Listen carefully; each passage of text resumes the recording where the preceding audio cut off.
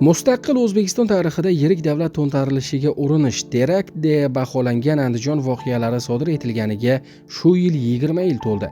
Shu bois voqealar xronikasiga nazar tashlashni ma'qul topdik. Xo'p, haqiqatdan ham Andijon voqeasida bo'lgan voqealar xalq tomonidan sodir etilganmi yoki bu ssenariy asosida tuzilgan reja edimi? Bugun ana shular haqida gaplashamiz. Kanalimizni birinchi bor ko'rib turgan bo'lsangiz obuna bo'lishni, videoga esa like bosishni unutmang. Azaldan Oltin vodiy nomi bilan mashhur bo'lgan Farg'ona vodiysi qadimiy Buyuk Ipak yo'lining chorrahasida, Markaziy Osiyoning qoq o'rtasida joylashgan.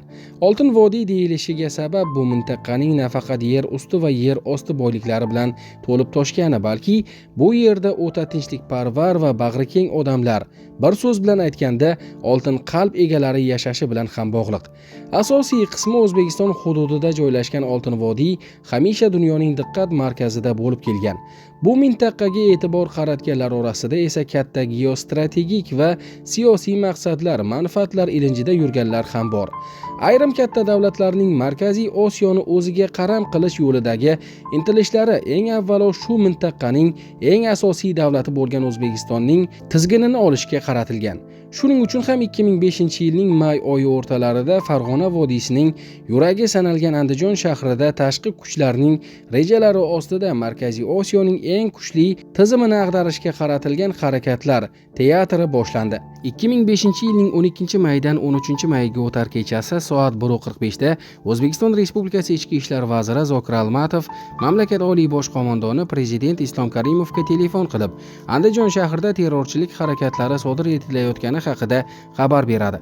Xususan bir guruh jinoyatchilar Andijon shahridagi Soqchi patrul xizmati harbiy qismi hamda qamoqxona hududiga hujum qilgani haqida, ayni paytda ular shahar bo'ylab qator terrorchilik harakatlarini amalga oshirayotgani haqida ma'lum qiladi. 13-may ertalab soat 7:00 da Prezident Islom Karimov o'tirgan samolyot Toshkentdan Andijonga uchib ketadi.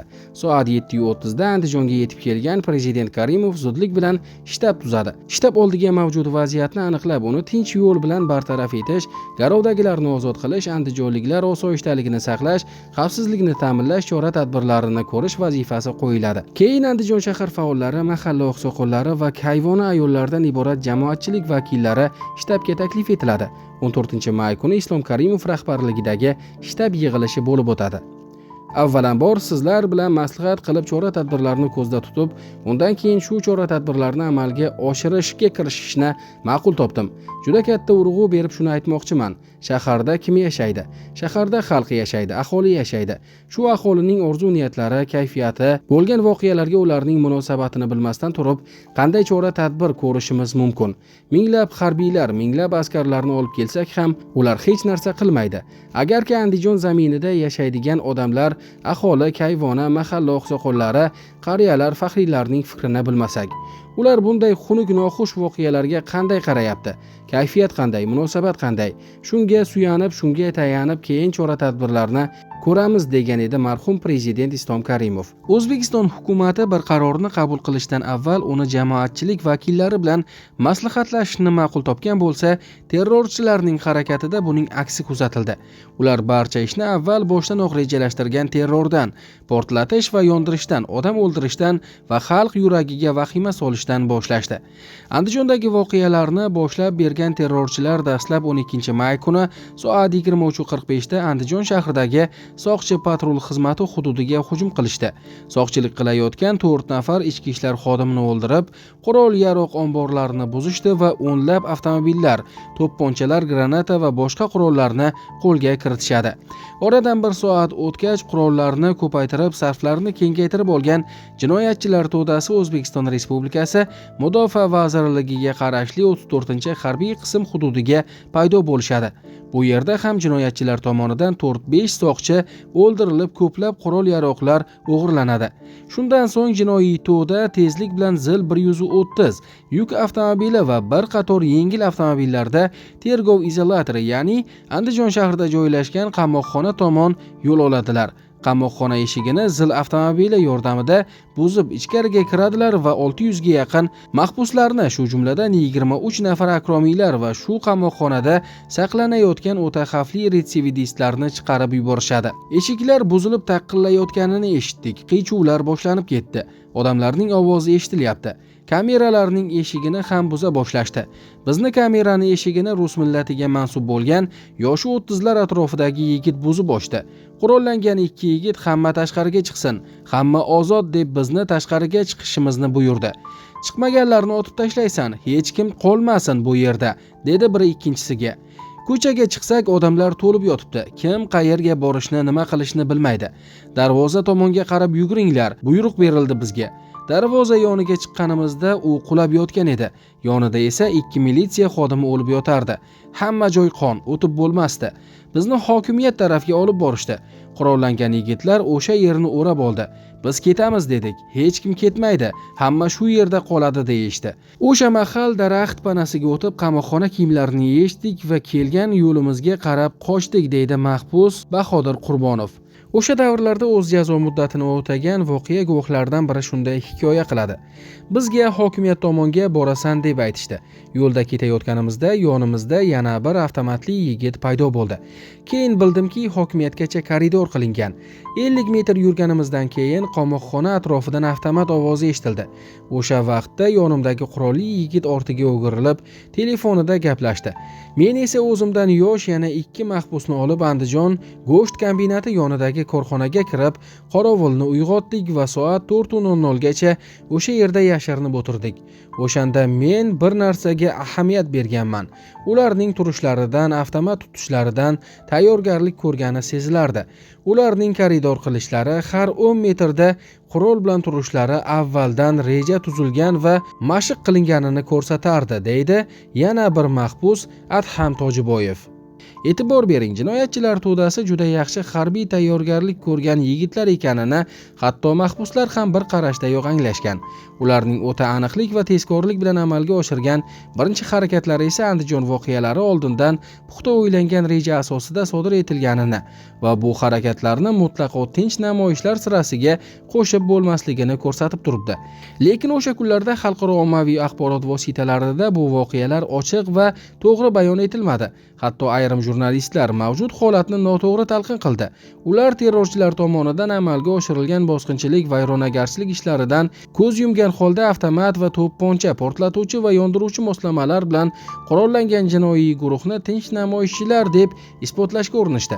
Andijon voqealarini sodir etganlar o'sha kuni o'z xatti-harakatlarini 23 nafar akromiylarni nohaq qamashgani uchun boshladik, bosh ko'tardik deb baholashga urinishdi. Vaholanki akromiylar deb atalmish to'da oqim a'zolari bo'lgan 23 nafar shaxs ustidan olib borilayotgan sud hali o'z ishini yakunlamagan. Ularga nisbatan qanday chora qo'llanilishini hali hech kim bilmas edi. Buning ustiga Andijon voqealarini sodir etganlar akromiylarni qamoqdan qochirish bilan cheklanib qolmadilar. Endi ular bir yo'la 3 ta obyekt. Andijon viloyati ichki ishlar boshqarmasi, viloyat milliy xavfsizlik xizmati boshqarmasi va viloyat hokimligi binolariga hujum qildilar. Maqsad mavjud konstitutsion tuzumni ag'darib o'z hokimiyatini o'rnatish edi. Ular viloyat hokimligi binosini ishg'ol qildilar-u, lekin har qancha urinishmasin ichki ishlar hamda milliy xavfsizlik xizmati boshqarmalari binolarini egallay olmadilar. Ichki ishlar hamda milliy xavfsizlik xizmati boshqarmalari binolarida niyatiga yeta olmagan alamzada terrorchilar shahar bo'ylab vahshiylik va vayronkorlik harakatlarini amalga oshira boshladilar. Yo'rig'iga yurmagan odamlarni urdilar, avtomobillarni yondirdilar. Shahardagi teatr binosi Abbos Bakirov nomli kinoteatrga o't qo'yishdi.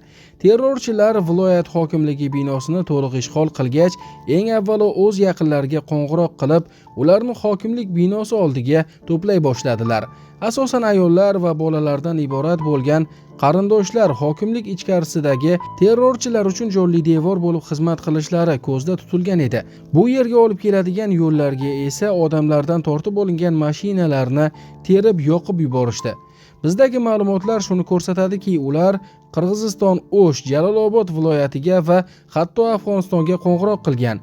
Ya'ni ular o'z homiylariga ushbu ishlarni tashkil qilgan, yordam va ko'mak bergan xo'jayinlariga telefon qilib axborot beradi. Mana shunday ishlar bo'ldi. Biz g'alaba qozondik. Bu qo'ng'iroqlarni bizning odamlarimiz eshitgan va yozib olgan, degan edi o'sha vaqtlardagi matbuot anjumanida Islom Karimov.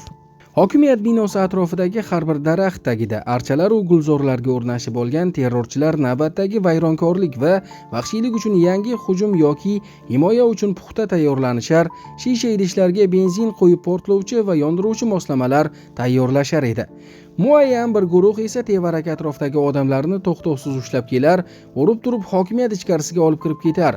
E'tiborli jihati shundaki, terrorchilar tomonidan garovga olinayotganlar ham tasodifiy emas, asosan Andijon viloyatining boshqaruv va sud organlarida ishlagan yoki ishlayotganlar, huquq-tartibot idoralari xodimlari hamda viloyat faollari bo'lib, ularning aksariyati yarim tunda viloyat hokimligi binosiga aldov yo'li bilan chaqirib olingan yoki keyinroq zo'rlab olib kelingan. Qo'lga olinganlar shunchaki garovda ushlab turilgani yo'q, aksincha, ularning boshiga terrorchilar ko'z ko'rib, quloq eshitmagan azoblarni solgan. Garovdagilarning ko'plari vahshiylik qurboniga aylangan, ba'zilari esa shunchaki otib tashlangan.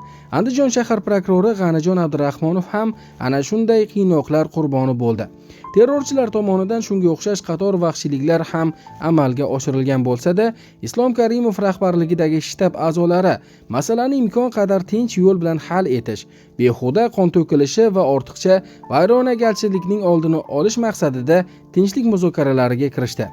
Bo'lar ish bo'ldi. Qilgan ishlaringizni qildingiz, niyatlaringizga yetdingiz. Lekin sizlarga qattiq aytadigan bir gapimiz, shartimiz, kerak bo'lsa taklifimiz shu. Boshingizdan bir to'la sochingiz tushmaydi. Hech kim sizga zarar bermaydi. Xohlasangiz qurolni topshiringlar, xohlamasangiz qurolni topshirmasdan mana shu 3-4 ta avtobus, shu avtobuslarda joylashib xohlagan joyingizga boringlar. Takror aytaman, sizlarga hech kim tegmaydi. Bu taklif va umuman 13 may kuni ertalabdan to soat 18:00 ga qadar olib borilgan muzokaralar afsuski kutilgan natijani bermadi. Terrorchilar ilgari surilgan takliflarning barchasini inkor etgani holda hukumat oldiga mutlaqo bajarib bo'lmas talablarni qo'ydilar. Xususan ular avvaliga mamlakat qamoqxonalarida saqlanayotgan 6 nafar rahnamolarning ozod etilishini talab qilishdi. Keyin bu ro'yxat yanada kengaydi.